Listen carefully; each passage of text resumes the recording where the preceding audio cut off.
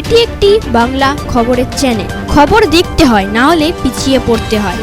সঠিক খবর দেখার জন্য আপনারা এখন দেখছেন খবর 48 ঘন্টা। রাজপুর সোনাপুর পৌরসভার 15 নম্বর ওয়ার্ডের তৃণমূল কংগ্রেসের কাউন্সিলর পাপিয়া হালদার গুরুতর অভিযোগ নিয়ে এসেছে। ওই ওয়ার্ডের প্রাক্তন কোঅর্ডিনেটর তথা তৃণমূল নেতা প্রতীক দে তাকে বিয়ে করার প্রস্তাব দেয়। সেই প্রস্তাব না মানায় তার বাড়ির সামনে মদ্যপ অবস্থায় তাকে গালিগালাজ করে এবং তার মা বাবাকেও সেই গালিগালাজ করে। এই ব্যাপারে তিনি রাজপুর সোনারপুর পৌরসভার চেয়ারম্যান পল্লব দাসকে জানিয়েছিলেন। পল্লব দাস কিছু না করায় আবার তিনি সেই সোনারপুর থানায় একটি অভিযোগও দায়ের করেন। তিনি পাড়ার কোনো বা ওয়ার্ডের কোনো কাজ করতে পারছে না, তাকে হুমকি দিচ্ছে, সে বাড়ি থেকেই বেরোতে এখন পারছে না। তিনি এই ব্যাপারে কি বলেছেন তা শুনুন।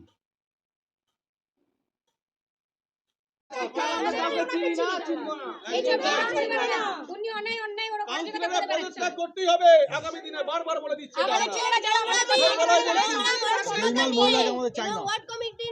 চরিত্রহীন কাউন্সিলরকে ওয়ার্ডে রাখা যাবে না। আমাদের দরকার নেই, চরিত্র কাউন্সিলর আমাদের দরকার নেই। আজকে ওনার পরিচয় কিন্তু ওনাকে আমরা পরিচয় ভালোবাসতাম, কিন্তু ওনার চরিত্র বেরিয়ে গেছে। নোংরামি করে যাবে, আমরাই ওনাকে পাশে নিয়ে ঘুরেছি, উনি আমাদেরই গল্প করে, এটা আমরা মেনে নেব না। এমনকি উনি আমাদের বদনাম করতে ছাড়েনি, তাহলে উনি চরিত্রহীনতা কি করে ছেড়ে চলেন? আমরা কি করে পরমাতা হয়? আমরা মেনে নিতে পারবো না। আজকে উনি জবাব দিন। 2023 থেকে 4/11/2023 অবধি কোথায় ছিলেন? আপনার লাইফের হিস্ট্রিটা প্রকাশ আনো। উনি কোথায় ছিলেন? এই সময় ছিলেন কোথায় ছিল? এই কথাটা আগে বলুন, এই কথাটা বলুন। ওই তখন দলের কর্মীর পাশে ছিল উনি। উনি ছিল। এভিডেন্স আছে, কখন প্লেনে উঠেছে, কখন প্লেন থেকে নেমেছে, কোথায় ছিলেন?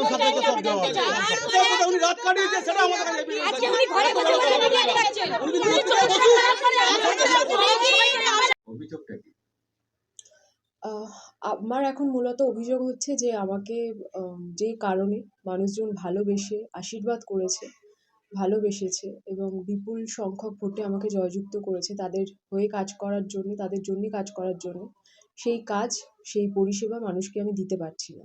এমনকি আমি আমার বাড়ি থেকে বেরোতেও পর্যন্ত পাচ্ছি না। এমনভাবে আমাকে ঘরবন্দি করে রাখা হয়েছে, আমাকে বিভিন্ন রকমভাবে হুমকি ধমকি দেওয়া হয়েছে। কি ধরনের হুমকি এবং থ্রেট আপনি পাচ্ছেন? এখন এই মুহূর্তে আমাকে যেটা বলা হচ্ছে যে তাদের সঙ্গ দিতে হবে, যারা হুমকি দিচ্ছে হয় তাদেরকে সঙ্গ দিতে হবে। তারা যেটা বলছে, তারা যে অনৈতিক কথাবার্তাগুলো বলছে, অমূলক কথাবার্তাগুলো বলছে, সেই কথাবার্তাগুলো হয় মেনে নিতে হবে, আর নয়তো আমাকে পদত্যাগ করতে হবে। 1 আর 2 হচ্ছে যে আমি যদি বেরোই আমাকে ফিজিক্যালি অ্যাটাক করা হবে বিভিন্ন রকমভাবে। সেটা আমি দলীয় সাংগঠনিক কোনো কাজ করতে বেরোই বা আমি কোনো প্রশাসনিক কাজ করতে বেরোই, সেটা সময় আমাকে ফিজিক্যালি অ্যাটাক করা হবে। আর এমনিতে যখন আমি এই সমস্ত বিষয়বস্তুকে উপেক্ষা করে, শুধুমাত্র এখন এই মুহূর্তে দাঁড়িয়ে উপেক্ষা বলবো না, আমি প্রথম দিকটা চেষ্টাও করেছিলাম যে এই কথাগুলোতে কান না দিয়ে, কর্ণপাত না করে আমি বেরোনোর চেষ্টাও করেছিলাম এবং আমার যেখানে কার্যালয়গুলো রয়েছে সেখানে আমি বসে যেরকম আমি মানুষকে, সাধারণ মানুষকে পরিষেবা দিয়ে থাকি, সেখানে আমি বসার চেষ্টা করেছি। সেই জায়গাটায় দাঁড়িয়ে আমাকে আমার সামনেই একদম তালাচাবি মেরে দিয়ে বলা হয়েছে যে এখানে বসা যাবে না, কার বিরুদ্ধে বারণ আপনার এই আছে। অভিযোগ? প্রতীক কুমার দে সহ তার সঙ্গে এখন কিছু সাঙ্গপাঙ্গরা রয়েছে, প্রতীক কুমার দে সহ তার টিম। মানে প্রতীকের পরিচয়টা কি? মানে তিনি উনি হচ্ছেন আমার রাজপুর সোনারপুর পৌরসভার 15 নম্বর ওয়ার্ডের প্রাক্তন কোঅর্ডিনেটর। আপনি কি সোনারপুর থানায় অভিযোগ দায়ের করেছেন? হ্যাঁ, আমি সোনারপুর থানায় অভিযোগ দায়ের করেছি। কার নামে করেছেন? প্রতীক কুমার দে এবং তার সঙ্গে যাদেরকে আমি দেখেছি আমার বাড়ির সামনে এসে হল্লা করেছে, অ্যালকোহলিক অবস্থাতে বিভিন্ন রকমভাবে আমাকে সহ আমার পরিবারকে হুমকি দিয়েছে, অসভ্যভাবে গালিগালাজ করেছে, ভীষণ ভীষণ স্ল্যাংস ইউজ করেছে। তো তাদের প্রত্যেকের নামেই আমি দায়ের করেছি অভিযোগ। এই বিষয়টা কি আপনি দলীয় নেতৃত্বকে জানিয়েছেন? হ্যাঁ, আমি জানিয়েছি। তারা কিছু বলেছেন? তারা তাদের মতন করে তদন্ত করছে এবং যতটা সম্ভব আমার পাশে থাকার আশ্বাস দিয়েছে। আমার নাম হচ্ছে পাপিয়া হালদার। আমি রাজপুর সোনারপুর পৌরসভার 15 নম্বর ওয়ার্ডের কাউন্সিলর।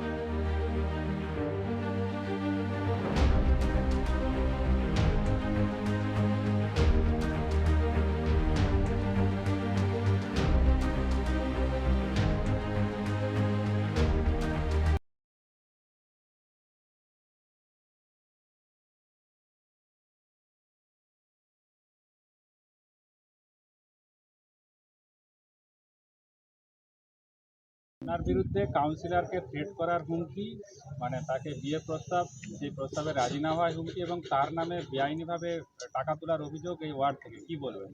দেখুন, অভিযোগ তো যে যার মতো করে খুশি করতে পারে। উনি ওনার মতো করে অভিযোগ করেছেন, কালকে আমরা দেখেছি। কিন্তু ওনার যে অভিযোগ, সেই অভিযোগের কি সত্যতা আছে সেটা ওনাকে প্রমাণ করতে হবে।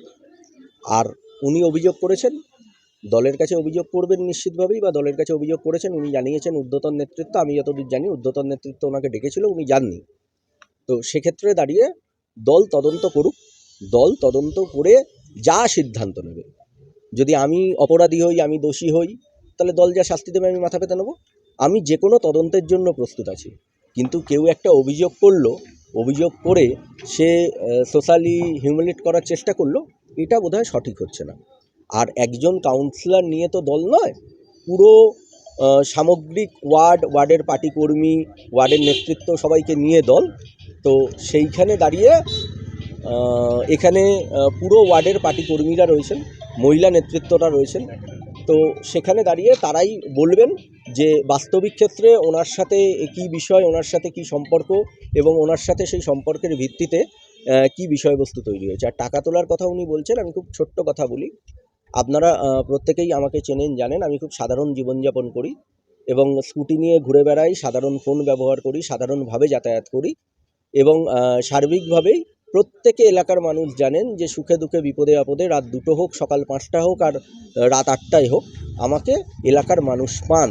কিন্তু যারা আমার বিরুদ্ধে তোলাবাজির অভিযোগ করছেন, তারা নিজেদের বাড়ি থেকে 4 চাকা গাড়ি ছাড়া বেরোন না, তাদের হাতে আইফোন, তারা মিনারেল ওয়াটার ছাড়া জল খান না, এবং প্রত্যেক উইকেন্ডে তারা বাইরে ট্রিপ করতে যান। আমার প্রশ্ন, একজন পৌরমাতা, তার সাথে জানেন এরকম অনেক অভিযোগ উঠছে অন্য কারোর সাথে। দেখুন, বিগত 3 মাস ধরে, যেখান থেকে দ্বন্দ্বের সূত্রপাত, বিগত 3 মাস ধরে কলকাতা পুলিশের একজন এসআই, সম্ভবত মেটিয়াবুরুজ থানায় ছিলেন, পোকরাজ দে, তিনি তার বাড়িতে দীর্ঘদিন ধরে যাতায়াত এবং দীর্ঘ সময় তার বাড়িতে কাটানো, দুর্গাপুজোর আগেও তিনি এসেছিলেন, কাটানো ইত্যাদি ইত্যাদি বিষয়বস্তু তৈরি হয়েছিল। এবং তারপরে তিনি যেটা চেষ্টা করেন, ওয়ার্ড কমিটিকে বাদ দিয়ে তিনি এই ওয়ার্ডের অ্যাডমিনিস্ট্রেশনটাকে পুরোটা তার হাতে তুলে দিতে চান, প্রশাসনিক জায়গাটাকে তার হাতে তুলে দিতে চান।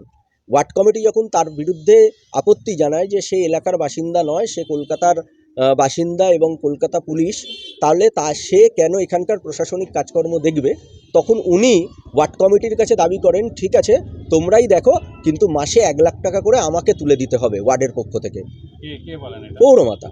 এবং প্রত্যেক ওয়ার্ড কমিটি মেম্বার রয়েছে, ওয়ার্ড কমিটির সেক্রেটারি রয়েছে, বাকি যারা রয়েছে তাদেরকে জিজ্ঞাসা করুন এবং চাপ দিতে থাকে, এবং যদি টাকা না তুলে দিতে পারো তাহলে মিথ্যা মামলায় তোমাদের ফাঁসিয়ে দেবো, আর না হলে তোমরা ছেড়ে দাও, উনি সমস্ত ব্যাপারটা দেখে নেবেন। এই জায়গা থেকেই তো দ্বন্দ্বের সূত্রপাত। এখন কি চাইছেন? আমরা তো কিছু চাইনি, উনি ওনার মতো আছেন, উনি ওনার মতো কাজ করছেন, দলের মতো কাজ করছে। উনি বলেছেন ওয়ার্ড অফিসে নাকি ঢুকতে দেওয়া হচ্ছে না, ওয়ার্ড অফিস একটা রয়েছে, উনি ওয়ার্ড অফিসে বসতেই পারেন, একটা ওয়ার্ড অফিস রয়েছে, সেটার ভঙ্গুর অবস্থা বলে উনি বসতে পারছেন না। এখানে তো অন্য কোনো বিষয়বস্তু নেই। আর সবথেকে বড় কথা, এটা ভেবে দেখুন, উনি বিগত 3 মাস ধরে দলের বিরুদ্ধে বিভিন্ন ধরনের পার্টি অফিসে বসে মন্তব্য করছিলেন, যে কারণে পার্টি কর্মীরা বিরোধিতা করেছে। আজকে উনি প্রচুরবার মমতা বন্দ্যোপাধ্যায়, অভিষেক বন্দ্যোপাধ্যায়ের নাম নিয়েছেন, আর পার্টি অফিসে বসে পার্টি কর্মীদের সামনে বারবার বলেছেন মমতা বন্দ্যোপাধ্যায়, অভিষেক বন্দ্যোপাধ্যায় বিভিন্ন সিদ্ধান্ত ভুল নিচ্ছেন। তো সেই জায়গা থেকে দাঁড়িয়ে পার্টি কর্মীদের সাথে তার বিরোধিতা তৈরি হয়েছে। এখন প্রতীক দে। রাজপুর সোনাপুর পৌরসভা চেয়ারম্যান পল্লব কুমার দাস বলেন, 15 নম্বর ওয়ার্ড থেকে কিছু মহিলা একটা অভিযোগ করেছে আমার কাছে কাউন্সিলরের নামে।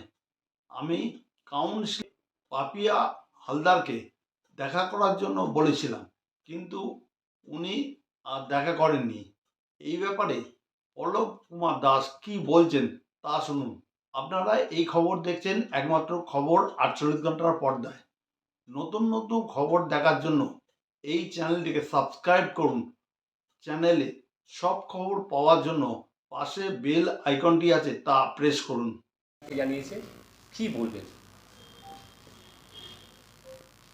প্রথম কথা, কি অভিযোগ যেগুলো বললেন এই সম্পর্কে কোনো লিখিত অভিযোগ আমাদের পৌরসভায় আসেনি, 1।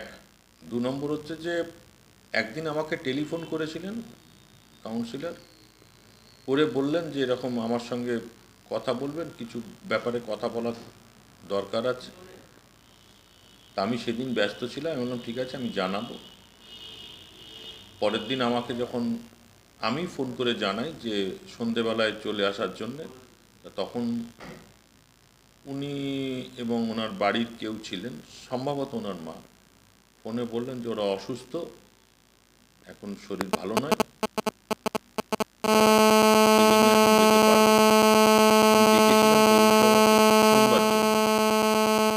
সামনাসামনি কথা, কারণ সব কথা টেলিফোনে তো সব কথা বলা যায় না, সব কথা শোনাও যায় না। তা আমি সেই জন্যই বলেছিলাম যে আমি ওনাকে আসবার জন্য। তারপর উনি অসুস্থ ছিলেন বলে উনি আসতে পারেননি, জানিয়েছেন। তারপর আর আমার সঙ্গে কোনো যোগাযোগ হয়নি। না, এটা দলের নেতার বিরুদ্ধে কি অভিযোগ করছে, অভিযোগ করলে তো হবে না, অভিযোগটা সেটা তার প্রমাণ করার দায়িত্ব যিনি অভিযোগ করেছেন তার। সুতরাং সেটা দলের যারা পদাধিকারী আছেন, দলের যারা নেতৃত্ব আছেন, তারা ঠিক করবেন। পৌরসভায় আমি আপনাকে বলতে পারি, পৌরসভার ব্যাপারে যদি কোনো কথা বলতে হয় আমি সেটা বলবো। আর পৌরসভায় এই ধরনের কোনো অভিযোগ আসেনি, বরং আপনি বললেন বলে বলছি, আবার আমি সেটাও জানিয়েছি যে ওখানে যে 15 নম্বর ওয়ার্ডের যারা ওয়ার্ড কমিটির মেম্বার আছেন, একটা ওয়ার্ড কমিটি আছে, 17 জনের ওয়ার্ড কমিটি, কাউন্সিলরকে নিয়ে 18 জন, সেই 17 জন একটা চিঠি লিখে আবার একটা অভিযোগ জানিয়েছিলেন। আমি সবটাই বলেছিলাম যে কাউন্সিলরকে ডেকে মানে কথা বলে সামনাসামনি আলোচনা করব, তার কথাও শুনবো, যারা অভিযোগ করেছে সেই কথা নিয়েও আলোচনা করব। তা সেই সুযোগটা আর হয়নি। কি ধরনের অভিযোগ ছিল? না, সেটা অফিসিয়াল জিনিস, তো সেটা অফিসিয়ালি আমাকে দিয়েছেন, সেটা কাউন্সিলরের সামনাসামনি বলবো। অভিযোগটা আমাকে করেছেন, দেখেছি, পুরোটা পড়া হয়নি, শুধু দেখেছি যে ওয়ার্ড কমিটির মেম্বাররা দিয়েছেন। আমি বলেছি যা কথা বলার সামনাসামনি কাউন্সিলরকে ডেকে কথা বলবো। আর কাউন্সিলরও আমাকে টেলিফোনে জানিয়েছিলেন যে তারও কিছু বলার আছে সেই কথাগুলো। তাই আমি ঠিক আছে, আমি তাকেও এই কথাটা জানিয়েছি। তারপরে তিনি অসুস্থ হয়ে পড়াতে তিনি আর আমার সঙ্গে সেদিনকে আসতে পারেননি, পরবর্তীকালে আর কোনো যোগাযোগ হয়নি।